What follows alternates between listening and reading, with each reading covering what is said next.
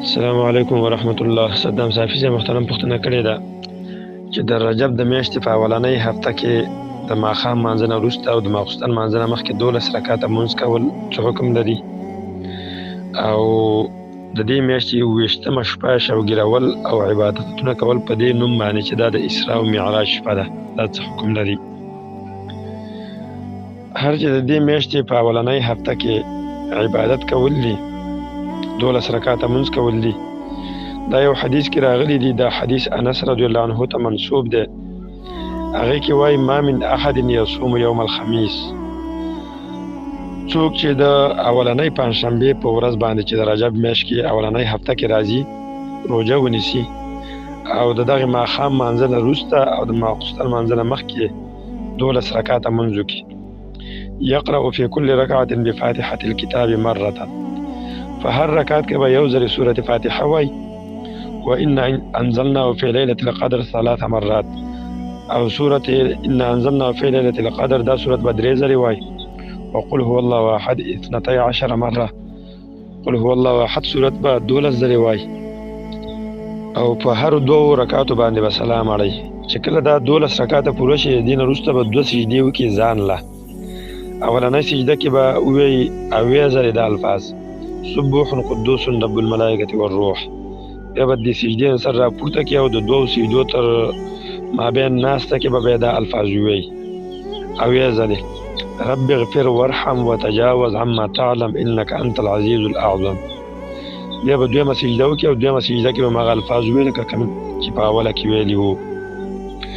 د دې نه وروسته به خپل حاجت الله تعالی ته وړاندې کړي او هغې نه به سوال وکړي. نو رسول الله صلی الله علیه وسلم ویلي دي والذي نفسي بيده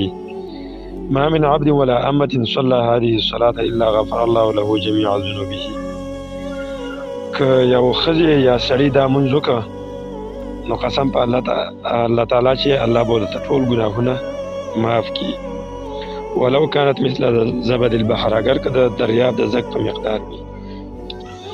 وعدد الرمل او د شګو د حساب په مقدار باندې وي، او وزن الجبال او د غرونو د وزن په مقدار باندې وي، ورق الاشجار او د پاڼو د ونو د پاڼو په مقدار باندې ګناهونه کړي وي. ويشفع يوم القيامة في 700 من أهل بيته ممن قد استوجب النار، او د قیامت په ورځ به د 200 کسانو د شفاعت وکړي چې هغې کسانو دپاره به اور واجب شوی وي. د دغه حدیث باره کې د ټولو محدثینو اتفاق دی چې دا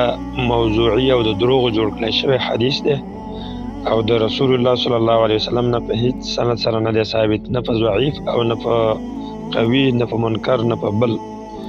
دا چا د ځان نه جوړ کړی شوی حدیث دی. د دې وجې نه دغه لمونځ کول 12 رکعاته د رجب میاشتې په اولنۍ هفته کې او د ماښام لمانځه نه وروسته او د ماخوستن لمانځه نه مخکې دا یو بدعت دی. دغه عمل رسول الله صلی الله علیه وسلم نه دی کړی، صحابو نه دی کړی، تابعینو نه دی کړی، اتباع التابعینو نه دی کړی. دا تقریبا د رسول الله صلی الله علیه وسلم د هجرت نه 480 کاله وروسته دا پیدا شوی دی، دا چا جوړ کړی دی، او په دې باندې د علماو هم اتفاق دی چې دا یو بدعت دی. امام نووي صاحب په مجموع کې وایي الصلاة المعروفة بصلاة الرغائب، دغه لمونځ چې صلاة الرغائب باندې مشهور دی دا 12 رکعاته، وهي 12 رکعة تصلى بين المغرب والعشاء ليلة أول جمعة في رجب. دغه 12 رکعاته لمونځ کېږي په مابین د ماښام او ماخوستن کې او په اولنۍ جمعه د رجب د میاشتې کې، او دغه شانې وایي وصلاة لیلة نصف شعبان، او هغه لمونځ چې هغه د شعبان د میاشتې په نیمایي کې کېږي، یعنې 15 شعبان باندې 100 رکعاته لمونځ کېږي. وهاتان الصلاتان بدعتان منکران، دا دواړه لمونځونه کول چې یو د رجب میاشت کې دی او بل د شعبان میاشت کې دی منکر بدعتونه دي. دغه شانه ابن عابدین صاحب وایي دا یو حنفي عالم دی په حاشیه کې ومن هنا يعلم كراهية الاجتماع على صلاة الرغائب التي تفعل في رجب في أول جمعة منها وأنها بدعة. دا وی چې دغه لمونځ کولو دپاره راجمع کېدل یا ځان له کول په اولنۍ جمعه د رجب میاشت کې دا بدعت دی. شیخ الاسلام ابن تیمیه رحمه الله ویلي دي فأما إنشاء صلاة بعدد مقدر وقراءة مقدرة في وقت معين تصلى جماعة راتبة كهذه الصلوات المسؤول عنها كصلاة الرغائب في أول جمعة من رجب والألفية في أول رجب ونصف شعبان وليلة 27 من شهر رجب وأمثال ذلك فهذا غير مشروع باتفاق أئمة الإسلام. ابن تیمیه سے وی دغه نمونه چې ورکړی شوي دي لکه صلات الرغائب په اوله جمعه کې د رجب نه، یا بل لمونځ کېږي صلات الالفیه ورته ویل کېږي، هغه هم په اول د رجب کې کېږي، او په نمایي میاشت شعبان کې کېږي، او په 28مه شپه د رجب باندې چې کوم منځونه او عبادتونه کېږي دا ټول غیر مشروع اعمال دي په اتفاق د علماو د اسلام باندې. دې باره کې د علماو نور ډېر زیات اقوال شته ده، خو په همدې به اکتفا وکړو. او هر چې 28مه شپه شوګیرول او په هغې کې عبادت کول په دې نوم چې دا د اسراء او د معراج شپه ده، نو دا صحیح ده چې رسول الله صلی الله علیه وسلم الله تعالی اسمانونو ته خیژولی دی او سدرة المنتهی پورې په سفر کړی دی په جسد او روح دواړو سره، او په یخه باندې په خوب کې نه. دا مسلمان عقیده ده. یو خدا ثابت ده چې دغه واقعه ده په 28م رجب باندې وه. که بالفرض دا ثابت شي چې رسول الله صلی الله علیه وسلم په 28م د رجب باندې دا اسمانونو ته ختلی دی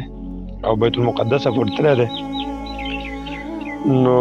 رسول الله صلی الله علیه وسلم امت ته دې حکم نه دی کړی چې تاسې دغه شپه کې عبادت وکړئ، دې کې تهجد وکړئ، نوافل وکړئ، او نه صحابه په دغه شپه باندې راجمع شوي دي او په دې باندې عبادت د پاره خاص کړی ده، عبادتونه هم کړي دي. یعنې دا کار د رسول الله نه دی ثابت، د صحابهو نه دی ثابت.